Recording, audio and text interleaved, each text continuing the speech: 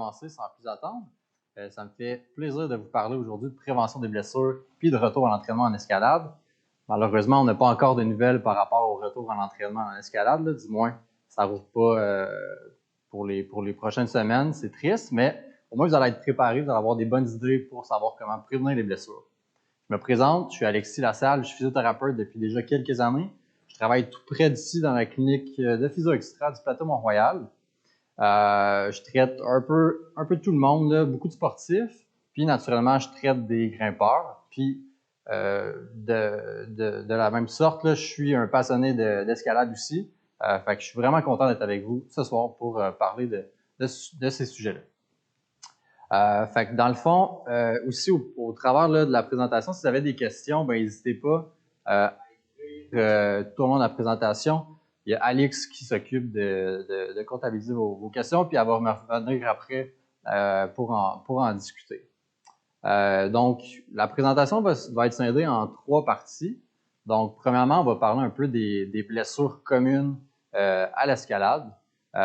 Pour bien comprendre les blessures qu'on voit souvent à l'escalade, on va essayer de décortiquer un petit peu l'anatomie des régions classiques au niveau des blessures. On va essayer de voir aussi un petit peu la physiologie de ces régions-là, puis comprendre pourquoi ces régions-là sont plus à risque de blessures dans notre sport.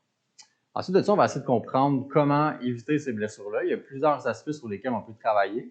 Fait qu'on va voir ensemble comment y arriver. Puis finalement, je vais essayer de donner quelques petites idées. Malheureusement, la présentation est courte niveau temps. Ça pourrait être beaucoup plus long, mais ça va donner des pistes de solutions pour savoir un petit peu quoi faire là, à l'escalade. Désolé, là, on est un petit peu dans le setup là, à savoir, c'est pas moi qui contrôle les pages, là, fait qu'on va essayer de changer tranquillement. Ça va venir.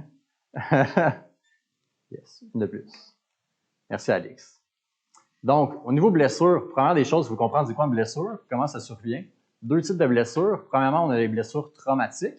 Donc, on peut avoir un traumatisme direct. C'est assez simple à comprendre. Je fais du bloc, je chute, je suis mal tombé, je me fais mal. Ou ça peut être traumatique direct, indirect, c'est-à-dire, donc, je vais prendre une prise overhang, je tire fort, mon épaule, cliquer, j'ai mal. Fait que ça, on peut voir ça à l'escalade.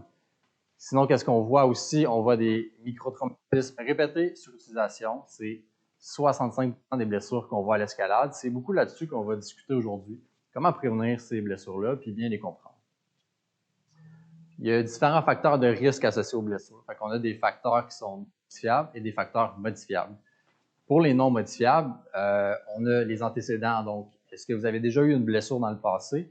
Disons, est-ce que je me suis déjà luxé l'épaule? Si oui, naturellement, je suis un petit peu plus à risque que quelqu'un qui ne s'est jamais luxé l'épaule de me faire mal à l'épaule.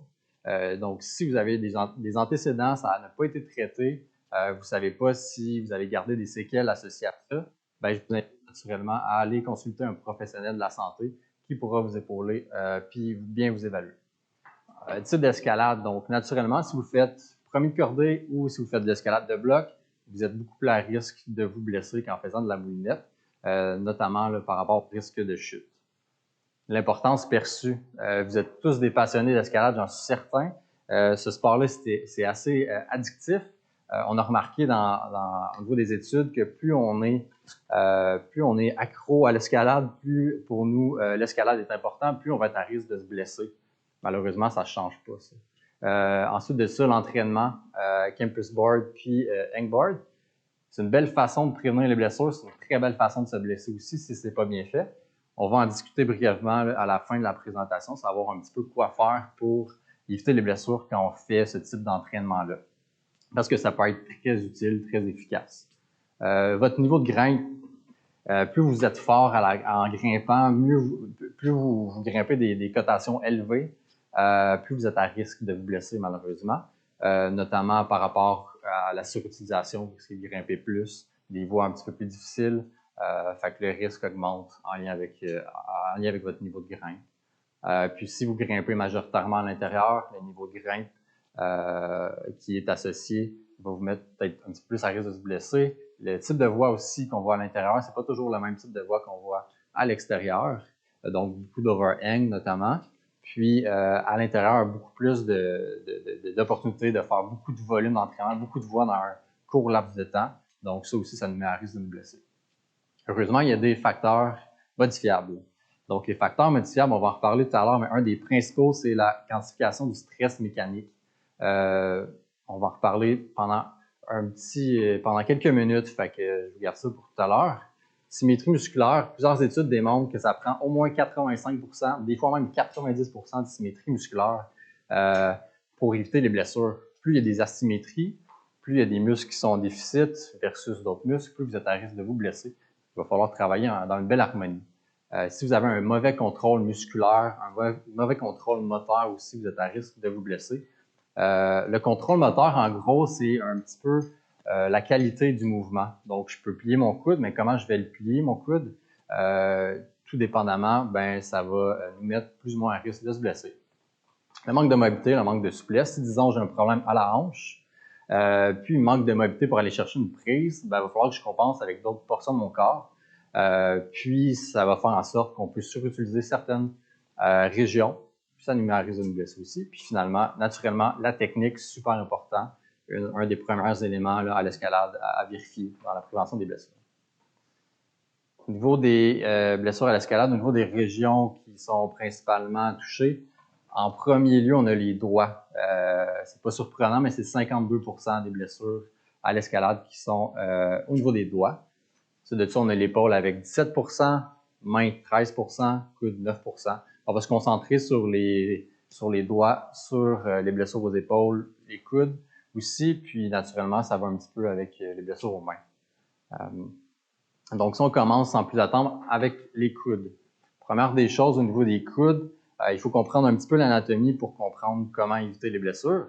Donc, on a l'épicondyle médial qui est l'os au niveau du coude. Donc, on voit la première photo à votre gauche, c'est comme si on voyait la main ici. Donc, on a l'os qui est ici. De cet os-là origine les muscles qui vont fléchir les doigts, fléchir le poignet. Vous pouvez même vous-même vous palper en pliant les doigts et le poignet, puis vous allez sentir les muscles fléchisseurs. Puis on a aussi le muscle compronateur qui s'y attache à cet os-là, donc qui tourne la main. Avant toute chose, un tendon, je ne l'ai pas dit, mais un tendon, c'est la corde qui attache les muscles à l'os. Donc, on a un tendon qui origine ici, puis qui finit dans la main, dans les doigts, selon les muscles, différentes attaches. Naturellement, vous allez comprendre que ces muscles-là, les muscles qui ferment la main, le poignet et qui tournent, c'est les muscles qu'on sert principalement à l'escalade. Puis on a les muscles opposés, donc les muscles qui originent sur l'épicondyle latéral, donc l'os à l'opposé sur l'extérieur de votre coude, qu'on voit sur la photo à droite dans l'image PowerPoint. Donc, c'est les muscles qui vont étendre les doigts, étendre le poignet, puis les muscles qui vont faire la supination, donc tourner la paume de la main vers le haut. Vous pouvez également les palper, ces muscles-là, sur vous. Si vous levez le poignet comme ça ici, ben, vous pouvez sentir la bosse qui ressort, c'est vos muscles épicondyliens latéraux. C'est bon.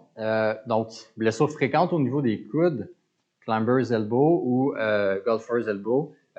Donc, c'est l'irritation des tendons qu'on retrouve à l'intérieur ici, qui s'attache au niveau de l'épicondyle médial. C'est souvent associé à une surcharge justement des fléchisseurs de l'avant-bras, donc les muscles qui ferment la main, qui plient votre poignet. Souvent associé aussi à je serre trop les prises quand je grimpe. On va en discuter un peu tout à l'heure.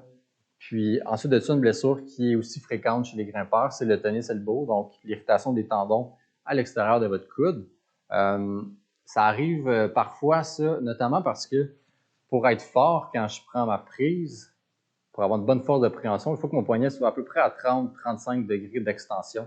Donc, qu'est-ce qui arrive si on commence à grimper des petites prises? Ben, instinctivement, on va amener le poignet un peu en extension, puis si on fait trop souvent ça, puis on est trop faible de ces muscles-là, ça peut mettre à risque les tendons aussi, puis c'est en partie pour ça qu'on peut développer un problème au niveau de ces tendons-là. Pour bien comprendre en plus ces mécanismes-là, on va parler de muscles agonistes, antagonistes, si vous ne connaissez pas déjà. Donc, un muscle agoniste, c'est le muscle qui va créer le mouvement. Donc, je prends le mouvement de flexion du coude, donc le fait de plier, l'action de plier le coude. Les muscles agonistes, c'est les muscles qui vont fléchir le coude, donc biceps essentiellement. Les muscles antagonistes au mouvement, c'est les triceps. Fait que, si je plie biceps, contracte comme agoniste. Il y a une étude qui a démontré que la capacité musculaire des grimpeurs au niveau des fléchisseurs des doigts était de 37,1 plus significative chez des grimpeurs que chez des non-grimpeurs, alors que pour les extenseurs des doigts, c'était la même chose. En gros, ça veut dire que les muscles agonistes à l'escalade pour la préhension sont beaucoup plus forts que les muscles antagonistes. Donc, il y a un risque de blessure naturellement accru, comme on l'a vu tout à l'heure, puis il y a aussi naturellement de la performance qu'on peut perdre à ce niveau-là. Un peu dans la même lignée, tout s'attache, il y a tout un lien direct au niveau du membre supérieur, mais les blessures au niveau des doigts, donc certains des muscles qui s'attachent au niveau des doigts vont originer de l'hypocondyle latérale ou médiale. Si on regarde le schéma à gauche, j'ai pris ça dans un papier scientifique. Puis ça, c'est intéressant parce qu'il y a plein d'erreurs dans le schéma. Fait que ça vous démontre qu'il ne faut pas toujours se fier à ce qu'on trouve dans la littérature scientifique. Donc, première des choses qu'il faut comprendre, c'est au niveau de la ossature. Donc, on a les os métacarpes, les os métacarpiens. On a la phalange proximale, moyenne et distale. Fait qu'on a ça au niveau de nos doigts. De là va originer certains tendons, donc le tendon fléchisseur profond. Puis là, ils l'ont inversé, comme je vous dis, dans le schéma. Là. Donc, le tendon fléchisseur profond, c'est lui qui va être en jaune. Puis le superficiel, c'est lui qui va être en vert. Donc, c'est des tendons qui nous permettent de plier les doigts en gros. Je vous épargne les détails. Ces tendons-là vont être maintenus sur les os via des poulies. Les poulies, c'est ça, c'est les ligaments qui maintiennent les tendons sur les os. Puis c'est principalement là qu'on va se blesser à l'escalade. C'est la blessure la plus fréquente, la plus commune à l'escalade. Souvent, ça va être la poulie A2 et la poulie A4. Puis il y a une poulie A3 qui existe aussi, qui n'est pas démontrée dans le schéma, là, mais de toute façon, c'est la A2 et la A4 qui sont principalement blessées. Sinon, au niveau des doigts, les principales blessures qu'on va retrouver, c'est plus une tendinopathie des fléchisseurs des doigts. Donc, le fléchisseur profond des doigts, le fléchisseur superficiel, s'ils sont trop surutilisés, en lien avec les débalancements aussi qu'on a vu des muscles agonistes, antagonistes, on peut se blesser à ce niveau-là. Puis, dans une moindre mesure, on voit moins souvent ça à l'intérieur, là, mais on peut naturellement se faire une entorse au niveau des ligaments collatéraux. On ne voit pas ça sur le schéma, là, mais les ligaments collatéraux, c'est des petits élastiques qui retiennent les os de part et d'autre. Fait qu'on peut trouver ça notamment, on peut notamment blesser les ligaments là, si disons, je mets ma main dans une craque puis je fais une chute en même temps, ça fait une torsion. Donc, ça peut étirer ces ligaments-là, ça peut créer une entorse au niveau des doigts. Comment ça survient, les blessures aux doigts? Essentiellement, là, il y a d'autres mécanismes de blessure, mais essentiellement, ça va être beaucoup en lien avec le crimp. Le crimp, on va revenir tout à l'heure. Mais c'est la petite prise qu'on voit sur la photo ici. Ça, c'est un full crimp. Donc, c'est souvent quand le pied va glisser, puis notre main est en crimp. Si j'essaie de faire un mouvement dynamique pour aller chercher un crimp, ou si je suis très fatigué, notamment en fin de session, puis je vais faire une dernière voie qui est principalement avec des crimps, puis là, c'est là que je me blesse. Puis naturellement, comme toutes les autres blessures, si on n'a pas une bonne technique, si on a des débalancements musculaires, puis si on surutilise trop les structures, on risque de se blesser, naturellement. Donc, niveau technique, on parlait du crimp juste avant. Donc, en A, on a une prise qu'on appelle open end. Donc, la différence avec le B et le C, c'est au niveau de la dernière phalange, l'articulation interphalangienne distale. Donc, vous allez voir, la dernière phalange, elle est pliée, elle est en flexion, comparativement au B et au C, où on a un half crimp en B puis un full crimp en C, où la dernière phalange va être en extension, voire en hyper-extension. Puis même la C, le full crimp, c'est où on met le pouce par-dessus l'index. En gros, qu'est-ce qu'on remarque? Pourquoi c'est dangereux pour les poulies, un crimp, si ce n'est pas bien utilisé, notamment? C'est que ça met 36 fois plus de force sur la poulie A2 qu'en prise open-end, comme sur le A. Puis aussi, qu'est-ce qu'on voit? C'est que la prise en A va avoir une meilleure répartition du stress sur les tendons. Fléchisseur profond, fléchisseur superficiel aussi. Fait que beaucoup moins de risques de se blesser à ce niveau-là. Si on passe maintenant au niveau de l'épaule, donc l'articulation de l'épaule est une articulation excessivement mobile. Naturellement, ça la met à risque de se blesser. Quand on dit que c'est mobile, pour vous donner un comparatif, c'est un petit peu l'équivalent d'une balle de golf sur un tee de golf. Pour que ça soit stable, il faut qu'il y ait des structures qui fonctionnent bien. Donc, il y a des structures passives, puis il y a des structures actives qui vont assurer la stabilité de l'épaule, notamment au niveau des les structures passives, on retrouve le labrum. Le labrum, si on regarde sur la photo ici, c'est un anneau fibro-cartilagineux. Fait que c'est ça qui va englober un petit peu la tête de l'humérus, la tête de l'os du bras ici, pour assurer une stabilité. Donc, ça peut se blesser, on va le voir après, là. Puis, on a naturellement les muscles de la courbe des rotateurs. La courbe des rotateurs, c'est 4 muscles super importants qui vont faire un effet de succion au niveau de l'épaule aussi. Donc, les blessures fréquentes au niveau de l'épaule, on a une atteinte de la courbe des rotateurs naturellement, un abitement sous-acromial. Si on regarde ici sur la photo, dans le fond, on peut voir que les tendons qui sont déchirés là, sur la photo, sur l'image, passent en dessous de l'acromion. L'acromion, puis là, la tête de l'humérus. Fait que les tendons passent dans un espace, puis malheureusement, ces tendons-là, des fois, peuvent se faire pincer. Donc, ça peut créer une tendinopathie, puis éventuellement une déchirure, comme on le voit sur l'image. Puis, finalement, ben, on a l'atteinte du labrum. Il y a d'autres blessures aussi, tant au niveau des doigts, du coude, puis de l'épaule, mais naturellement, avec le temps qu'on a, j'ai décidé de parler des principales blessures. Comment on fait pour se blesser à l'épaule? Ben, c'est notamment avec les types de voies. Donc, si on fait beaucoup d'overhang, bon, on est plus à risque de se blesser à l'épaule. Si je chute aussi sur mon épaule, naturellement en bloc, ça met à risque mon épaule. Comme tout le reste, surutilisation, mauvaise technique, débalancement musculaire, va mettre à risque l'épaule. L'autre chose aussi, c'est le labrum. On a souvent tendance à penser qu'on peut se blesser au niveau des chutes, mais comme je l'ai dit tout à l'heure, surutilisation peut créer des déchirures à long terme sur le labrum, comme on voit sur l'image ici. Finalement, un élément super important, c'est le rythme scapulo-huméral. On va en parler, mais si votre rythme scapulo-huméral n'est pas adéquat, ça peut vous mettre à risque de vous blesser. Donc, le rythme scapulo-huméral, c'est la coordination entre l'articulation gléno-humérale et scapulo-thoracique. Donc, qu'est-ce que c'est ça? Il faut comprendre qu'à l'épaule, on a l'omoplate ou la scapula, c'est la même chose, c'est un synonyme, puis on a l'humérus, donc l'os du bras. Quand on bouge l'épaule, l'humérus puis la scapula doivent bouger simultanément pour assurer une bonne harmonie puis pour maintenir l'espace qu'on a dans l'épaule pour pas que les tendons pincent puis pour que l'articulation soit dans une position efficace de force, de puissance musculaire puis pour nous mettre moins à risque de nous blesser naturellement. Donc, l'articulation gléno-humérale, c'est l'articulation entre la scapula et l'humérus. L'articulation scapulo-thoracique, c'est l'articulation entre l'omoplate, la scapula, puis le thorax. Donc, qu'est-ce qui arrive, c'est que quand je lève mon bras, comme on peut voir sur l'image, ça va bouger dans un rapport 2 pour 1. Ça veut dire que si je bouge de 180 degrés comme c'est ici, ben, il y a 120 degrés qui va se passer entre l'articulation de l'humérus puis de l'omoplate. Puis il y a 60 degrés qui va se passer au niveau de l'articulation entre l'omoplate puis le thorax. Si un dérangement au niveau de ce rapport-là, ben, ça nous met à risque de nous blesser. Donc, pour que ce rapport-là se fasse bien, il faut une rotation supérieure de la scapula. La rotation supérieure de la scapula, c'est, comme vous voyez sur la flèche verte ici au niveau de l'image, c'est l'omoplate qui va vers le haut, en fait. Pour que ça fonctionne bien, il y a différents muscles qui doivent travailler en harmonie. Donc, beaucoup les trapèzes supérieurs, trapèzes inférieurs, dentelé antérieur. Puis, il faut que les muscles à l'avant, ici au niveau de l'épaule, notamment le petit pectoral, soient assez souples pour nous mettre dans une bonne position.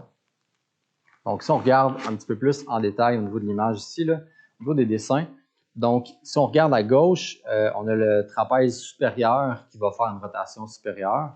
À droite, l'extrême droite, on a le dentelé antérieur. C'est un autre muscle qui va assurer la rotation supérieure de l'omoplate. Puis le schéma dans le milieu, c'est un schéma que j'aime beaucoup, qui est équivalent, dans le fond, à certaines lignes de force musculaire pour nous démontrer quels muscles doivent travailler pour faire la rotation supérieure.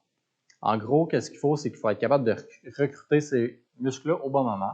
Puis on va regarder certains exercices à la fin pour bien recruter ces muscles-là. Donc, c'est une image un petit peu intense, là, mais comme vous voyez sur l'image à gauche, là, le nerf qui innerve le dentelé antérieur, dans ce cas-ci, est dénervé, fait qu'il ne fonctionne pas bien.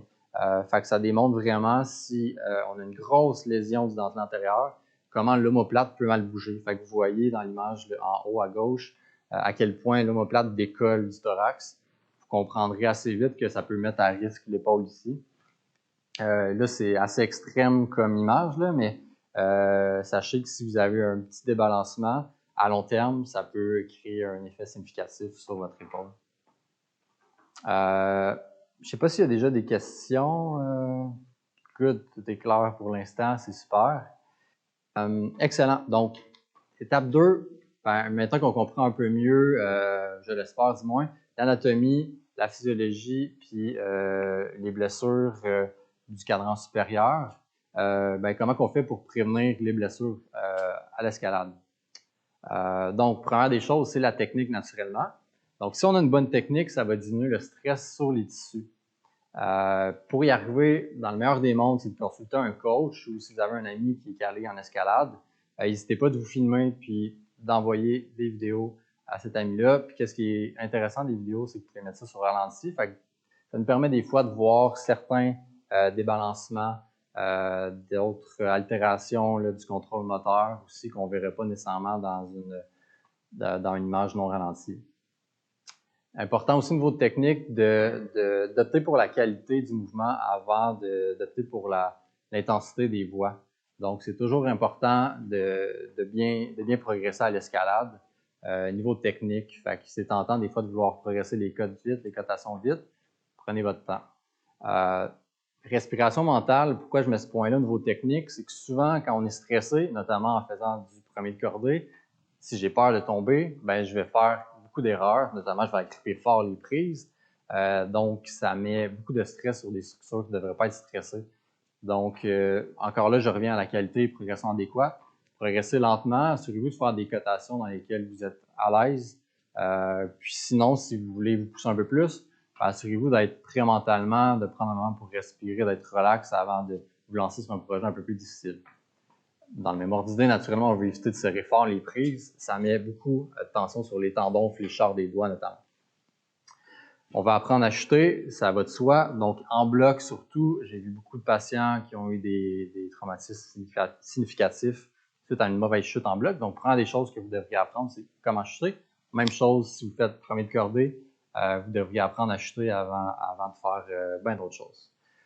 Si c'est possible, c'est pas toujours possible, naturellement, éviter les mouvements dynamiques. On l'a vu, ça peut mettre à risque certaines structures. Donc, des fois, c'est possible d'y aller lentement, d'aller chercher votre prise tout en contrôle. Ça peut être intéressant.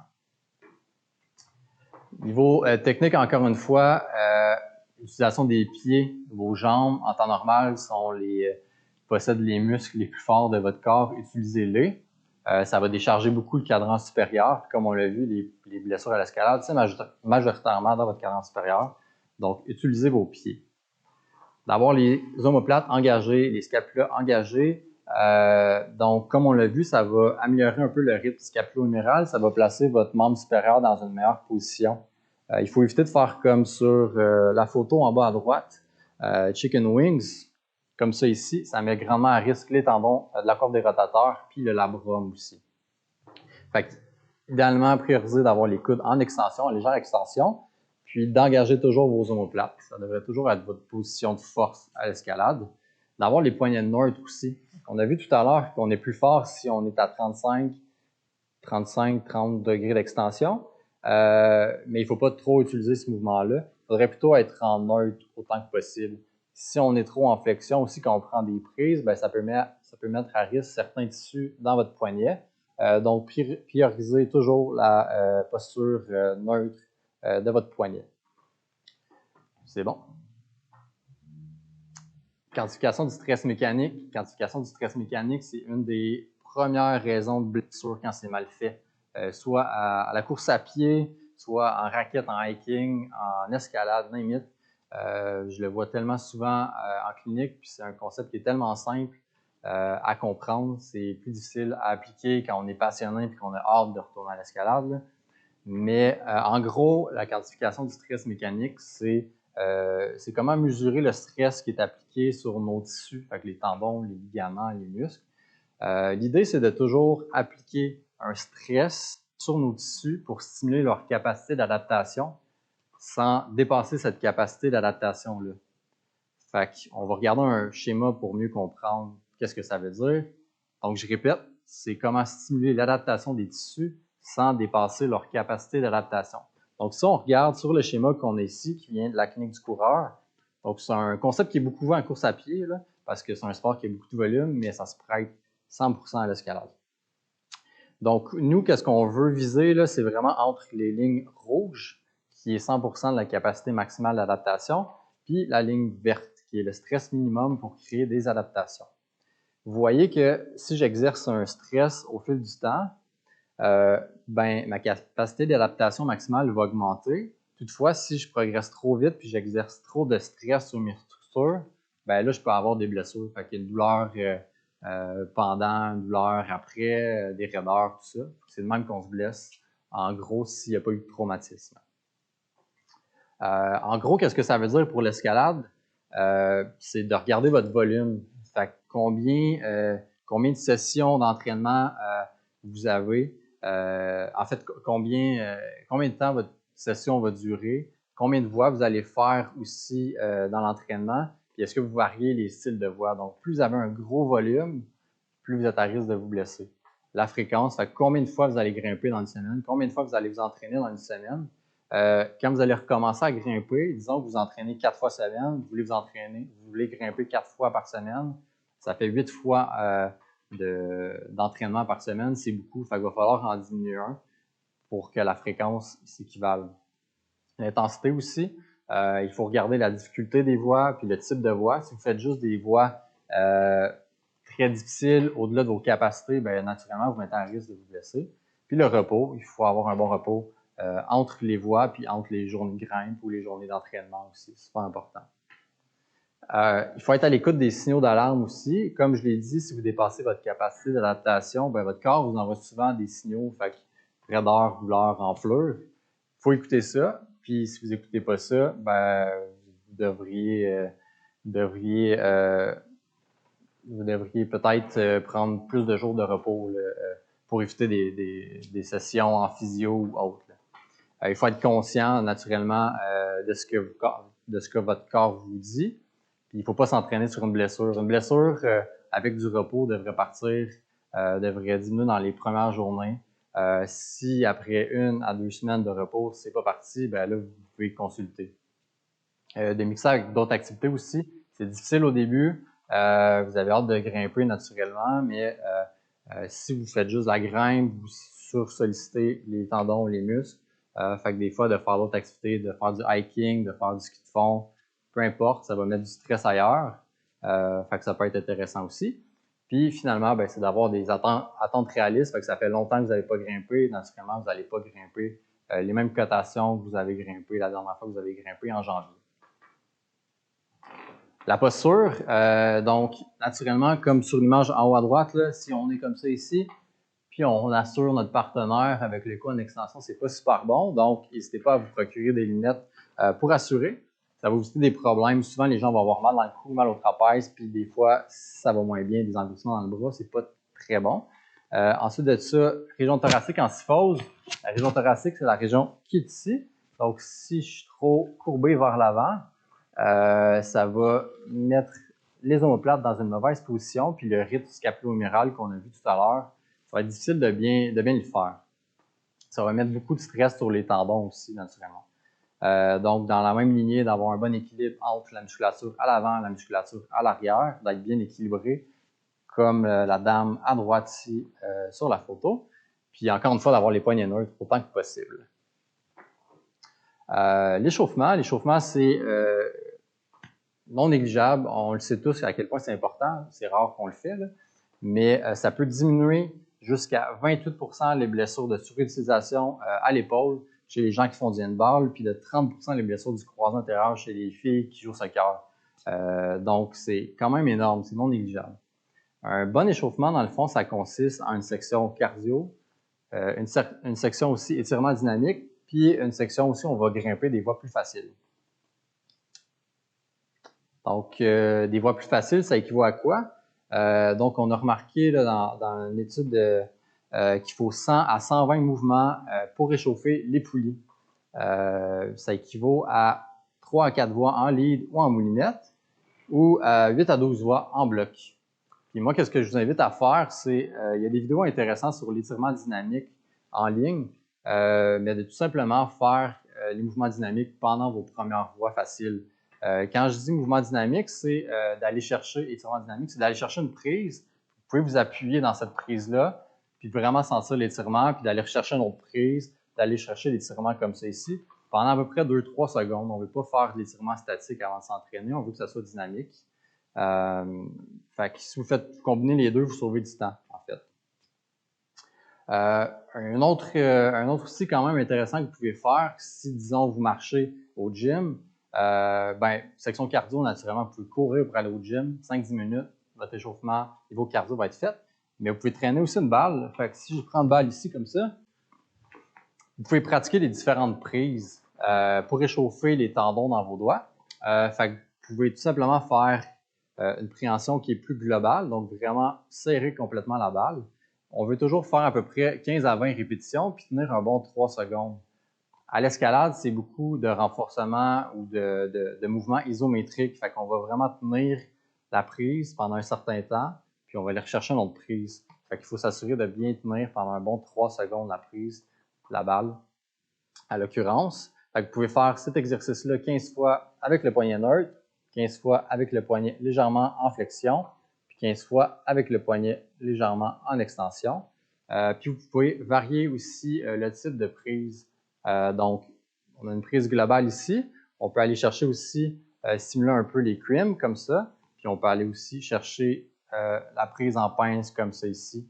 Fait que c'est un échauffement qui est intéressant. C'est pas très long. Vous pouvez faire ça en marchant, en vous rendant au gym. Puis naturellement, vous pouvez utiliser des élastiques pour réchauffer la musculature. Fait que c'est pas une section renforcement, mais juste de prendre un élastique qui est léger, non résistant, de faire des mouvements de tirage, de flexion des coudes.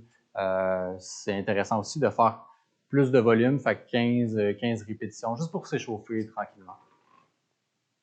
Si on parle de réchauffement, il faut parler de cool-down aussi. Tout simplement, là, juste faire des voies un petit peu plus faciles, de ne pas stopper directement votre effort avec une voie très difficile. Fait que faire quelques voies plus faciles. C'est le temps aussi de faire votre yoga léger, de faire du foam roller, puis d'utiliser la balle pour relâcher les muscles. Niveau mobilité, souplesse, là, on ne parle plus d'échauffement de cool-down, on est dans d'autres choses. Mobilité, souplesse, qu'est-ce que les études disent? 12 semaines d'étirement, ça ne diminue pas les risques de se blesser.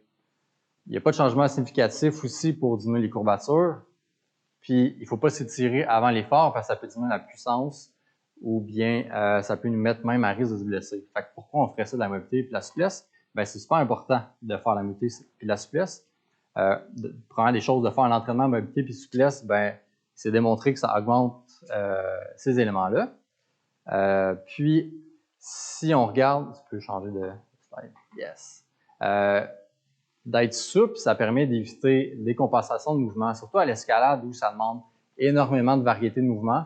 Plus vous êtes souple, comme on le voit chez la jeune dame ici à gauche, moins vous allez avoir à forcer ailleurs. Fait que ça va éviter du stress inutile, encore une fois, sur d'autres tissus.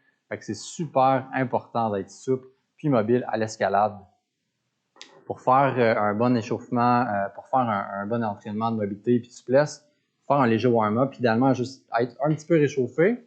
Puis, qu'est-ce qui est démontré dans la littérature scientifique, c'est 3 à 4 répétitions, puis il faut maintenir 30 à 60 secondes. Fait que c'est bon de faire de la mobilité puis de la souplesse, mais c'est pas nécessairement pour directement diminuer les risques de blessure.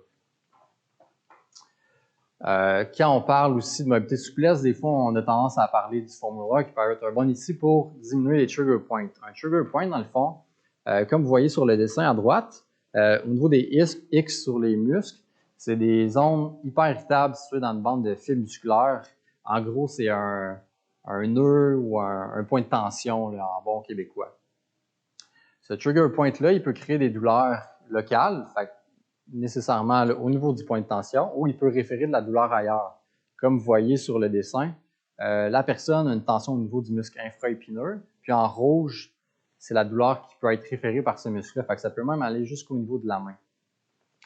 Le trigger point va survenir surtout si on a une surcharge musculaire, encore une fois, si on a une mauvaise posture, si on a un stress quelconque. Puis ça peut être la cause ou la conséquence d'une blessure. Fait que si on a mal, il faut le traiter. Puis si on ne veut pas avoir mal, il faut s'assurer d'avoir le moins de trigger point possible dans notre corps, dans notre système musculo-squelettique. De traiter le trigger point à l'aide d'une pression ischémique. Donc, une pression ischémique, dans le fond, c'est tout simplement de maintenir une pression pendant 90 secondes. C'est efficace pour augmenter la mobilité puis diminuer les douleurs chez les gens qui ont mal dans le cou. Fait qu'on peut penser aussi naturellement que c'est efficace pour diminuer le stress sur d'autres tissus. Donc, si je reprends les muscles fléchards des doigts, fléchards poignets, qui sont beaucoup sollicités à l'escalade, on va pouvoir aller faire des pressions à ce niveau-là, au niveau des muscles, au niveau du ventre musculaire, pour enlever la pression aussi au niveau des tendons. Yes. Renforcement, super important, super efficace. Ça permet de réduire d'à peu près la moitié des blessures de surutilisation, c'est énorme. Il faut que le renforcement soit spécifique au sport. Il faut que les paramètres soient associés à notre discipline aussi. Fait que la vitesse à laquelle on va faire l'exercice, le nombre de séries, le nombre de répétitions, puis le repos. Fait que, disons, si je fais du bloc versus quelqu'un qui fait du lead, ben, le nombre de répétitions ne sera pas le même. En bloc, ça va être beaucoup moins de répétitions. En premier de cordée, ça va être plus de volume, donc 15-20 répétitions. Puis, naturellement, il ne faut pas négliger le renforcement des muscles antagonistes. On va avoir quelques idées d'exercices dans les prochaines minutes. Le hangboard, c'est un outil super efficace pour prévenir les blessures, comme on l'a dit, mais ça peut aussi en créer. Donc, si on fait ça, il faut toujours faire un léger échauffement avant. Il ne faut pas faire ça à froid. On l'a vu, les poulies, ça prend beaucoup de mouvement pour qu'ils soient réchauffés. Fait que juste vous assurer de faire un bon échauffement avant d'utiliser le hangboard. D'avoir les omoplates bien engagées, on va voir comment tout à l'heure. Puis de prioriser au début, là, surtout si vous commencez, la prise ouverte comme on a vu tout à l'heure, donc avec une légère flexion de la phalange distale versus le crimp où on va pouvoir utiliser cette prise-là, mais quand on va être un petit peu plus avancé. Donc, c'est bon. Donc, un protocole qui a été fait un petit peu plus pour les débutants, mais super simple à faire. Dans le fond, l'idée, c'est de prendre une prise où vous êtes capable au maximum de tenir 15 secondes. Une fois que vous avez établi c'est quoi la prise, cette prise-là, ben, vous allez pouvoir faire des séries. Fait que vous allez maintenir 12 secondes, prendre 3 minutes de repos, puis refaire ça 5 fois. Une fois que ce cycle-là va être fait, vous allez pouvoir prendre un gros repos de 5 minutes, puis vous allez pouvoir faire une autre série complète de ça. Si vous êtes plus avancé, vous pouvez augmenter votre nombre de séries à 5. Si jamais ça devient facile, qu'est-ce que vous pouvez faire? C'est bien varier les prises. Puis, naturellement, vous pouvez augmenter aussi le poids. Fait que vous pouvez prendre votre harnais, puis rajouter des poids à votre harnais pour que ça soit un petit peu plus difficile. Ça, c'est réservé naturellement aux grimpeurs un peu plus avancés pour éviter de mettre trop de stress sur nos tissus. Cool, on va pouvoir bouger. Excellent. Fait que, y a-t-il des questions? Pas de questions. Excellent. C'est super. Cool, super. Fait que, pour ce faire, je vais demander de l'aide de Eric. Premier exercice. Good. Premier exercice. Donc, on va aller à la barre, Eric. Donc, on va faire le scapular pull-up. Eric est déjà super bon. Fait que je vais peut-être avoir de la difficulté à le corriger. Mais bref. Ah, tu peux l'enlever, c'est bon. Cool. Excellent. Donc, qu'est-ce qu'on veut regarder? Je vais prendre le bâton pour être à distance d'Éric. Donc, dans le fond, quand on fait cet exercice-là, pour faire des choses, il faut s'assurer d'être vraiment bon à cet exercice-là avant d'entreprendre des pull-ups ou avant de faire du fingerboarding. Donc, c'est comme Éric le fait, c'est simplement un mouvement de dépression puis de rétraction des omoplates. Dans le fond, qu'est-ce qu'on veut faire? C'est qu'on veut coller puis descendre les omoplates. Comme on le voit, il y a du mouvement qui se crée. Bien, il n'y a pas de mouvement qui se crée au niveau des coudes. Puis Eric a une super bonne motion en faisant ça. Son cou est très neutre. Là, c'est sûr que c'est pas optimal parce que, idéalement, il fait ça sur une barre à chin-up là, à la maison. Là. On n'en avait pas ici. Mais ouais, fait, comment qu'on fait ça? Comme Eric le fait, puis vous pouvez maintenir 2 secondes pour commencer. Faire ça 10 fois, c'est facile. Vous pouvez vous rendre à 10 fois 10 secondes. Puis augmenter comme ça ici. Yes, merci. Fait que aussi simple que ça. Merci, Eric. Fait que préalable à, encore une fois, à faire des bons pull-ups, puis puis à faire l'entraînement un petit peu poussé avec le fingerboard. Puis, c'est ça. Fait que c'est une question de qualité. Puis, en faisant ça, ça va vraiment travailler les muscles trapèzes inférieurs.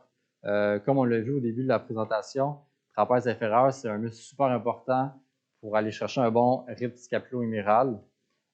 Donc, aller chercher cet exercice-là, ça va être un bon outil. Puis, une fois que c'est fait, après, quand vous allez grimper, ben, pensez à toujours engager ce muscle-là, à faire le même mouvement quand vous allez vous tirer. Fait que ça va éviter de solliciter d'autres structures qui ne devraient pas l'être. Ensuite de ça, on a le scapular push-up. Je vais tasser ici. Donc, en position push-up, qu'est-ce qu'on veut faire? On veut juste faire un mouvement de protraction. Donc, protraction, c'est vraiment de pousser comme Eric fait à la deuxième phase.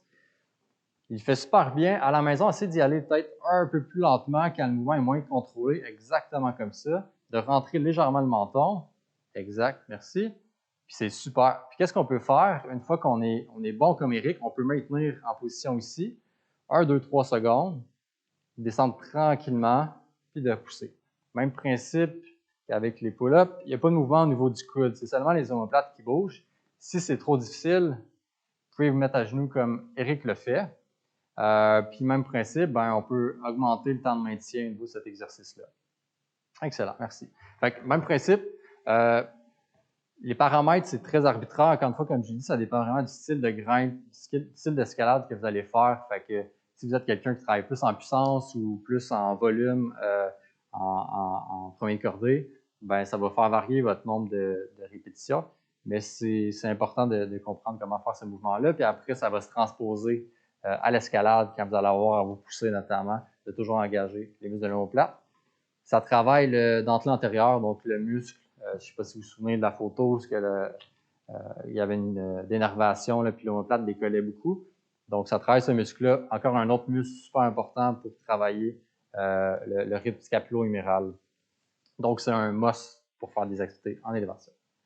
Good. Ensuite de ça, on a le renforcement en T, que tu connais, c'est en T comme ça ici. Pour le faire un peu plus en lien avec l'escalade, on va se mettre en léger squat. Yes, puis tu vas pencher ton tronc légèrement vers l'avant. Qu'est-ce que tu vas faire? C'est que tu vas laisser pendre tes bras. Exactement. Tu vas coller tes omoplates ensemble, puis tu vas ramener tes bras en forme de T vers l'arrière, exactement comme ça. Tranquillement relâché. Relâche tes omoplates. Ouais, lève ici, descends complètement. Relâche au complet tes omoplates, puis recolle tes omoplates. Exactement comme ça. Puis lève vers le haut. Yes. Tranquillement descends, relâche les omoplates, recolle les omoplates, lève vers le haut. Excellent. Eric a une super bonne mobilité. Je n'ai pas sa mobilité là, au niveau des ischios. Je suis pas capable de me pencher à ce point-là. Différentes façons de faire l'exercice aussi. Si c'est trop difficile, exactement. Là, il y a l'aspect un peu gravité qui est moins impliqué quand on est moins penché. Si c'est trop difficile d'être penché comme ça, vous pouvez juste prendre un gros ballon, vous mettre à plat ventre sur le gros ballon. Si ça devient facile de faire ça, on cherche un gros ballon, mais c'est pas grave. Puis, si ça devient trop difficile, si ça devient trop facile, c'est-à-dire de faire ça, juste de prendre des charges ou de prendre un élastique naturellement. Ça, c'est un bon exercice de faire 15 répétitions, 2 séries comme ça de 15 répétitions. Encore une fois, ça dépend toujours du style de grimpe que vous avez, mais c'est pour recruter les muscles qui viennent justement mieux repositionner les omoplates. Dans le même ordre d'idée, on a le Y. On fait l'alphabet aujourd'hui avec Eric, donc dans la même position. Excellent. Tu vas rapprocher et descendre tes omoplates vers l'arrière ici. Excellent. Tu vas amener tes bras vers le haut en Y. Fait que le Y qui va être un petit peu plus ici. Fait que amène ton bras exactement comme ça, puis descends tranquillement tes bras. Ouais, puis essaie de toujours aller dans le même axe, le mouvement. Fait que lève en Y, puis descends vraiment vers le bas. Exactement comme ça. Puis remonte en Y. Yes. Puis descends. Puis même principe, qu'est-ce qu'on peut faire? C'est on peut relâcher les omoplates à la fin ici, recoller, descendre les omoplates, puis remonter en Y. Ouais. Fait qu'on peut y aller via le T puis remonter en Y comme Eric fait, ou on peut y aller directement en Y. Dans le fond, c'est exactement comme ça. En le fond, c'est de jouer aussi avec les axes de mouvement. On pourrait faire le W, on pourrait faire le L, tout ça, mais T puis Y, c'est vraiment deux bons exercices pour aller chercher. Lui, c'est pour trapèze inférieur. L'autre, c'est plus pour trapèze moyen, en fait. Ça, c'est pour Les muscles stabilisateurs de la scapula, il y a tellement d'exercices, mais je vous dirais que ces 4-là, c'est vraiment 4 muscles que vous devez vraiment être capable de faire à la lettre. Si vous n'êtes pas sûr, vous pouvez consulter naturellement là, pour vérifier que tout est bien fait ou demander à un entraîneur. Au niveau coude et avant-bras, on a l'extension du poignet. On a vu que les muscles qui fléchissent les doigts et le poignet sont super forts par rapport aux extenseurs. Donc, on veut renforcer les extenseurs pour être sûr qu'il n'y ait pas trop de débalancement. Pour ce faire, on peut utiliser plein d'outils. Moi, qu'est-ce que j'aime faire, plutôt qu'utiliser juste un poids standard, c'est de varier les prises. Donc, on peut prendre un pot de beurre de peanut. Peut-être si tu prends le pot. Yes. Puis c'est de tout simplement prendre la charge vraiment comme, tu peux le faire comme ça, puis de juste plier le poignet tranquillement, puis de lever au complet. Là, naturellement, c'est pas lourd. Si c'est pas assez lourd, naturellement, vous pouvez mettre du poids. Fait que c'est de varier les prises. Fait que là, vous voyez, ça, c'est une prise plus large. On pourrait prendre un bloc de yoga aussi, travailler un peu plus en pince. Yes, puis vraiment, si tu es capable d'y aller exactement comme ça, un peu plus en pince, même mouvement, c'est super bon d'y aller vraiment dans un rythme lent. Fait qu'on peut descendre en 3 secondes, puis monter en 3 secondes, comme ça ici. Exactement comme tu fais, Eric, c'est super. Yes. Puis si c'est pas assez, on peut rajouter du poids naturellement. Vous pouvez mettre une cordelette, puis attacher une charge aussi, ça se fait bien. Là. Fait que ça, c'est bien pour ça. L'autre chose aussi qu'on veut faire, c'est l'extension des doigts. Fait qu'on prend un élastique. Good. Fait que de juste croiser. On peut le faire comme... Oups. OK. Parfait. Fait que, comme tu le fais, Eric, c'est super bon. Fait que vraiment ouvrir comme ça. Puis quand on le fait, je sais pas si on voit bien l'écran, mais vas-y encore, fais-le. Naturellement, Eric, qu'est-ce qu'il fait? C'est qu'il plie son poignet quand il étend ses doigts. Fait que qu'est-ce qu'on veut faire? C'est qu'on veut qu'il garde son poignet le plus neutre possible. Yes. Même, je sais pas si tu vois, tu as tendance à plier un peu ton poignet. Il faut vraiment qu'il reste droit à l'endroit. Exactement comme ça. Exactement comme ça. Fait que Eric étant un grimpeur assidu, vous voyez déjà fait, il y avait déjà un contrôle moteur qui était peut-être pas parfait à ce niveau-là. Fait que ça met à risque de se blesser les doigts, les flécheurs des doigts notamment. Fait qu'on peut le faire avec l'élastique comme ça, sinon on peut croiser. Je sais pas si on voit bien ici, là. Qu'est-ce que j'aime faire si c'est pas assez résistant? On peut juste croiser l'élastique comme ça ici, entre chaque doigt. Puis ça fait la même chose, mais ça fait qu'il y a un petit peu plus de résistance dans l'élastique. Fait que, je sais pas si on voit là, en haut. Fait que croiser, là il m'en manque un. Croiser comme ça ici. Fait qu'on voit pas bien, hein? Mais ça fait le même mouvement, c'est juste que l'élastique est un peu plus résistant. Sinon, ça se vend en ligne, là. Il y a différentes résistances. Mais un élastique qui tient le brocoli, c'est bien parfait pour commencer. Si c'est pas suffisant, vous pouvez acheter quelque chose d'autre. Fait qu'on avait l'extension des doigts. Fait qu'encore une fois, comme on disait, les flécheurs des doigts étaient naturellement beaucoup plus forts là, versus les extenseurs des doigts. On a la prise en pince aussi. Fait que dans le fond, on peut juste prendre un bloc de yoga. Puis juste de s'assurer à prendre la charge comme ça. Naturellement, c'est pas assez lourd pour Eric. Fait qu'on peut juste prendre une cordelette comme ça ici, la rouler alentour du bloc. Puis avec un mousqueton, juste attacher une charge, un sac avec des livres à l'intérieur. Ça va être lourd, puis ça coûte rien. Puis c'est de maintenir la prise un bon 3 fois 30 secondes pour vraiment travailler la musculature au niveau de l'avant-bras. C'est assez simple. Ensuite de ça, on a la planche. Fait que la planche, on va la faire sur les mains pour commencer, Eric. Fait que quand on fait la planche, Eric le fait déjà super bien, mais il a déjà engagé son dentelé antérieur, fait qu'il a déjà un petit peu poussé. Le problème qu'on voit souvent, c'est que les omoplates, exactement, décollent comme ça. C'est pas bon. On veut engager les omoplates, comme Eric le fait. Si ça, c'est déjà difficile, on peut maintenir 10 fois 10 secondes, on peut maintenir 3 fois 30 secondes, 3 fois 1 minute. Si ça devient facile de faire 3 fois 1 minute, on peut engager la ceinture abdominale, puis lever tranquillement un bras. Je ne sais pas si tu es capable. Je te teste en même temps. Yes, Eric est super bon. Quand on fait ça, on regarde beaucoup l'aliment ici. Eric est bon, il n'y a pas trop de rotation, là. Puis tu reviens tranquillement. Puis tu peux alterner aussi avec une jambe. Exactement comme ça. On regarde beaucoup aussi l'alignement. Son dos ne creuse pas, son dos s'enroule pas non plus. Fait que c'est super. Comme ça. Fait que ça pourrait être fait en répétition aussi à ce niveau-là. Au niveau des stabilisateurs, j'en ai pas parlé. C'est super important. Mais c'est un peu notre fondation, là, tout ce qui est stabilisateur ici, puis à l'escalade, c'est super important, donc il ne faut pas négliger ça. Finalement, pour niveau renforcement, là, membre inférieur, encore une fois, il y a des blessures qui existent au niveau du membre inférieur, mais faute de temps, on n'en discutera pas trop, on va juste peut-être regarder les squats. Donc, on va faire des squats devant la caméra. Fait que fais-moi un squat vraiment. Tu peux te mettre face à la caméra, en fait. Fais-moi un squat naturellement, Eric.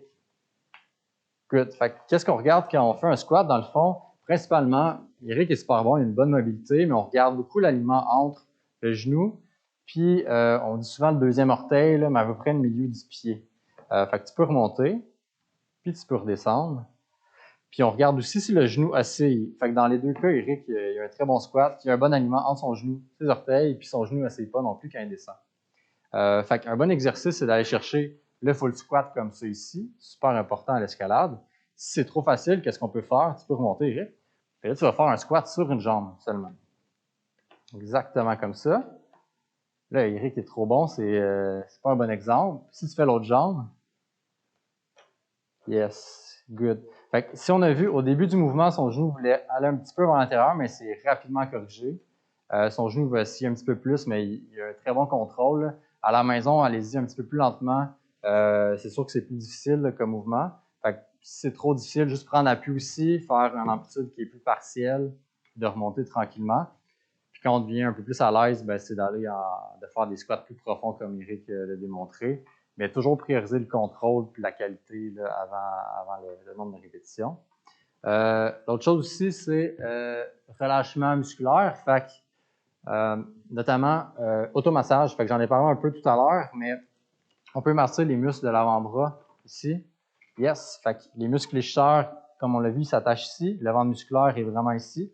Fait que n'hésitez pas à vraiment masser, soit avec une crème, carrément masser avec la paume de la main, ou juste faire un point de pression.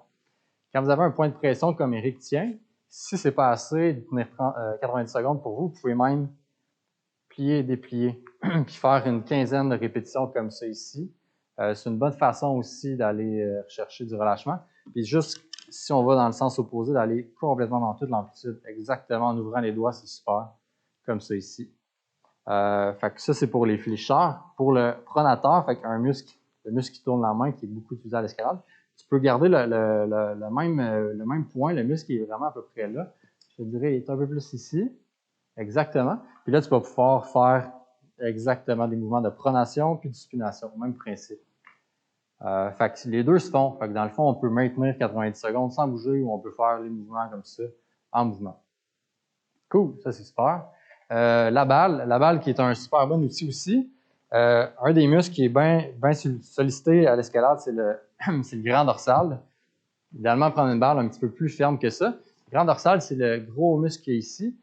Souvent, le point de tension, le trigger point principal, va être à peu près à la hauteur du mamelon. Fait que vraiment ici. Puis, je suis pas mal sûr qu'Eric en a un aussi, là. Fait que l'idée, c'est de se coucher sur le côté, sur la balle. Puis on peut avoir le bras en élévation. Exactement. Yes.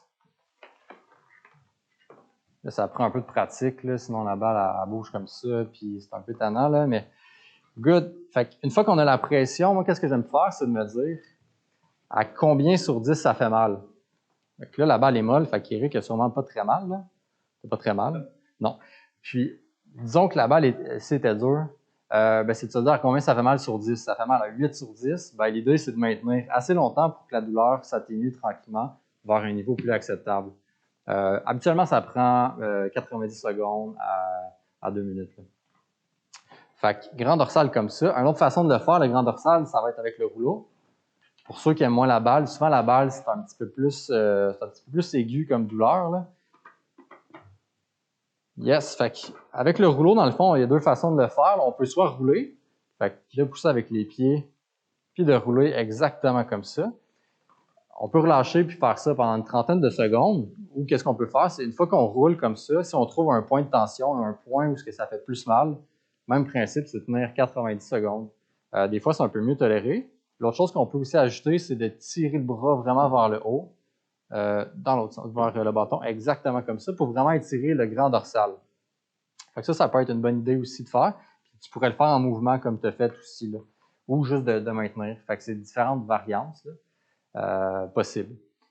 Différentes variantes, désolé. Puis, dernière chose, niveau mobilité, ben, on peut travailler la mobilité aussi thoracique. Fait qu'on l'a vu tout à l'heure, si on est en syphose dorsale, ça met les omoplates dans une mauvaise position. Là.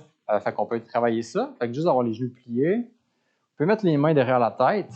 Puis on va aller chercher l'extension de l'ouverture ici, sans venir chercher l'extension ici, l'ouverture lombaire. Fait que c'est vraiment ça ici qu'on va aller chercher. Fait que vraiment d'ouvrir le thorax. On peut tenir 2-3 secondes, remonter légèrement, puis aller rechercher l'extension encore une fois. Eric le fait super bien. Encore là, on peut le faire 10 fois à peu près. C'est normal si ça craque, c'est pas dangereux. Puis c'est pas mal ça au niveau mobilité. Il y a plein d'autres exercices de renforcement, exercices de relâchement. C'est juste pour vous donner des idées. Après, une fois que vous comprenez l'anatomie, disons le relâchement, c'est facile à faire. Mais au moins, si vous avez dans votre programme, je vous dirais les exercices que je vous ai montrés niveau renforcement. 2 fois semaine, ne serait-ce que 2 fois semaine, vous risquez déjà de prévenir les blessures si vous faites notamment un échauffement puis si vous respectez un petit peu les autres principes que je vous ai dit tout à l'heure. Niveau mobilité souplesse, malheureusement, on n'a pas trop de temps pour en discuter. Zero Gravité offre des bons cours de yoga en ligne, puis Eric, cours d'entraînement en mobilité aussi fonctionnel. Fait que je vous laisse voir avec eux, ils sont pros à ce niveau-là. Tu vas avoir une discussion popée, sinon, une question popée, ça va? Good. Yes, parfait. Fait qu'on a une question, mais j'avais fini. Fait que si vous avez des questions, ça me fait plaisir. Je suis là pour ça. Je vais lire. Faut que je m'approche.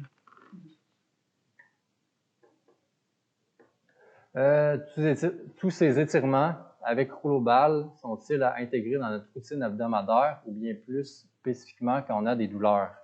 En fait, c'est une bonne question. Moi, je vous invite à les intégrer vraiment dans votre routine hebdomadaire. Fait que si vous grimpez, vous pouvez grimper, puis quand vous finissez, dans votre cool-down, vous intégrez le rouleau, la balle. Puis même quand vous êtes à la maison, vous pouvez intégrer ça aussi. Comme on l'a vu tout à l'heure, les trigger points, si on en a trop, ça va créer des débalancements. Voyez ça comme un système d'élastique. Fait que les muscles s'attachent aux tendons. Si les muscles sont trop tendus, ils vont tirer sur les tendons, puis éventuellement, ça peut créer un trop-plein de stress sur ces tendons-là.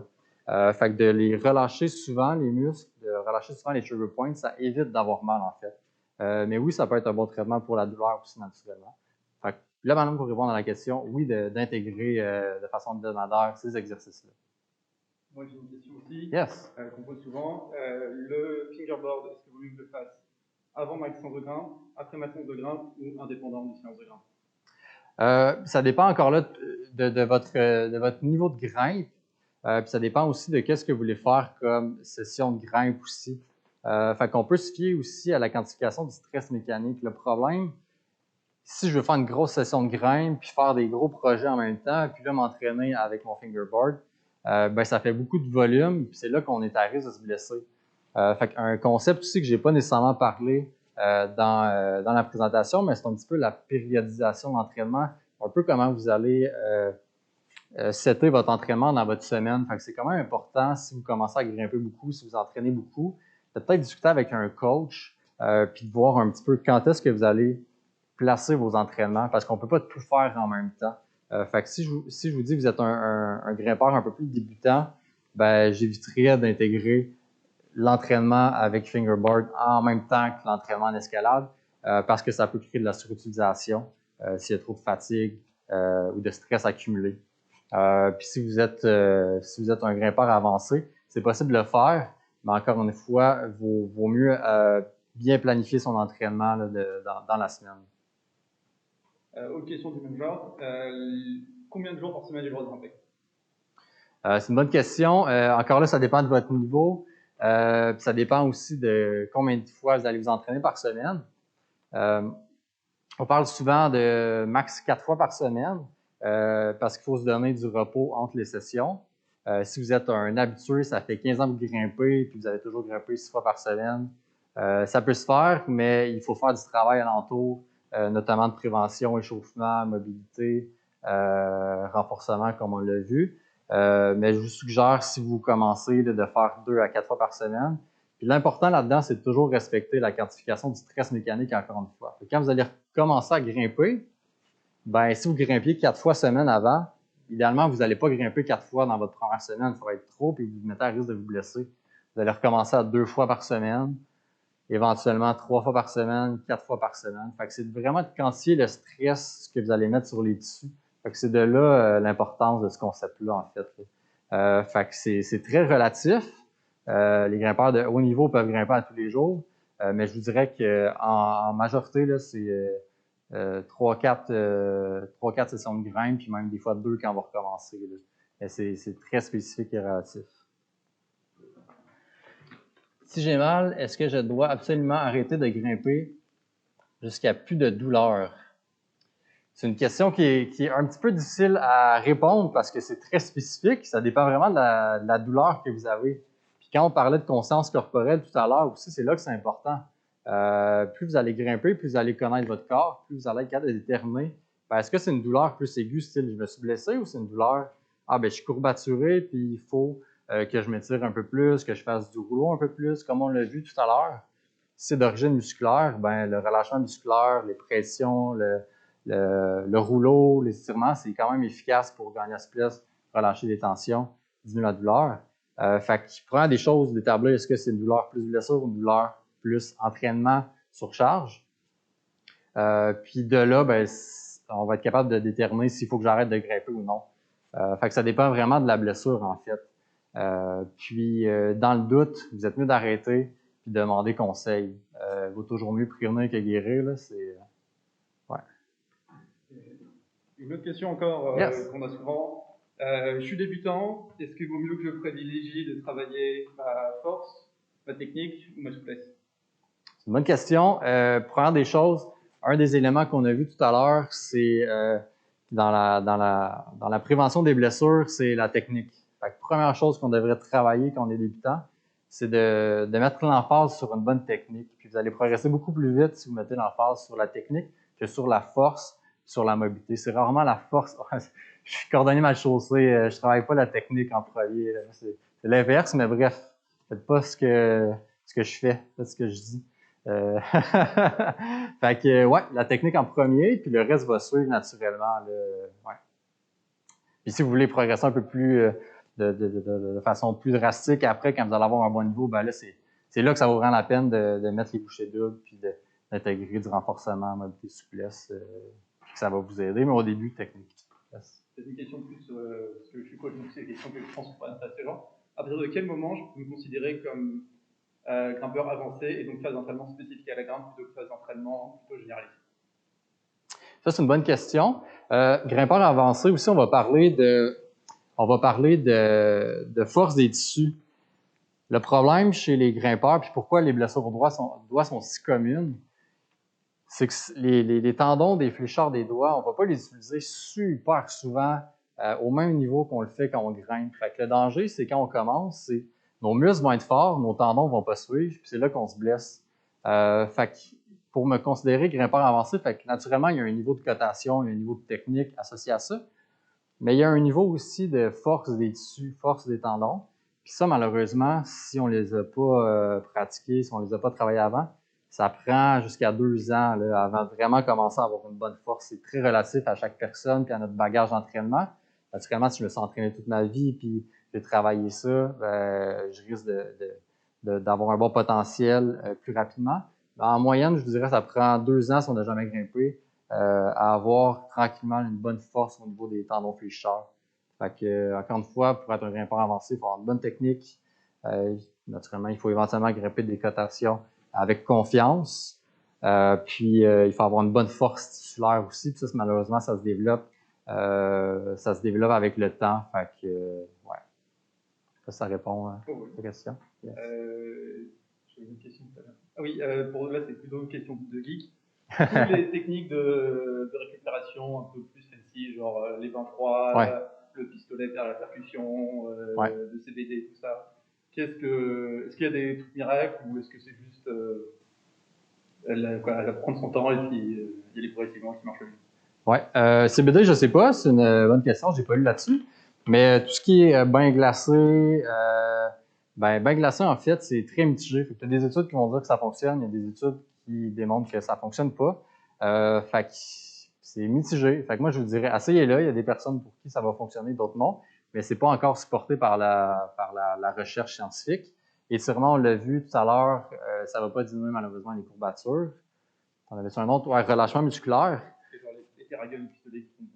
Ouais, ça va pas non plus diminuer les courbatures, mais comme on l'a vu tout à l'heure, ça peut éventuellement relâcher les trigger points, puis ça peut indirectement diminuer les risques de blessures, mais ça va pas faire en sorte nécessairement que vous allez être moins raqué le lendemain, malheureusement.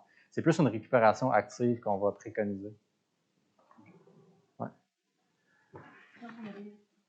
Comment on devrait progresser en revenant à l'escalade après une pause de quelques mois? Allô, COVID? Yes. C'est une bonne question. Florence, donc, comment on devrait progresser? Ben, de prendre les choses, ça dépend un petit peu comment tu grimpais avant. Il n'y a pas de recette miracle. Fait que, qu'est-ce que je propose, c'est que de peut-être te faire un plan un peu d'entraînement en gardant toujours en tête, je reviens tout le temps à ça, je suis tannant, là, mais à la quantification du stress mécanique. Fait que tu pourrais dire, OK, ben moi, je grimpais 4 fois par semaine avant le COVID, je grimpais tel niveau de voix. Ben, tu pourrais dire que peut-être la première semaine, tu pourrais grimper 2 fois en descendant de beaucoup tes cotations. Là. Tu peux les descendre là, de 3, 4. Puis vraiment grimper relax, voir comment ton corps répond, puis tranquillement augmenter. Fait que comme tu vois, c'est vraiment difficile à répondre. Ça dépend de tellement de facteurs, mais en règle générale, il faut que tu descendes tout. Fait que ton volume, la fréquence, l'intensité, puis tu as un bon repos, comme on l'a vu dans la quantification du stress mécanique tout à l'heure. Mais si tu grimpes 2 fois semaine, première semaine, tu descends tes cotations, ça devrait bien aller. Autre question? On sait juste qu'on m'entendait parler. Good. Excellent. D'autres questions? Non. Non? Ben, s'il n'y a pas d'autres questions, ça m'a fait vraiment plaisir d'être avec vous. J'espère que vous avez appris certaines choses. Puis si vous avez des questions, ben, n'hésitez pas à me contacter. Je ne sais pas si on a accès encore à la slide. Oui, ben, il y a mon courriel, fait que vous m'écrivez, moi ça me fait vraiment plaisir. Je travaille pas très loin du gym extra. Fait que n'hésitez vraiment pas à me questionner. Je vais répondre du meilleur de mes capacités. Fait que je vous souhaite un bon retour à l'entraînement. Ça fait plaisir. Puis soyez prudents, mais amusez-vous par-dessus tout. C'est ça le plus important. Cool. Salut!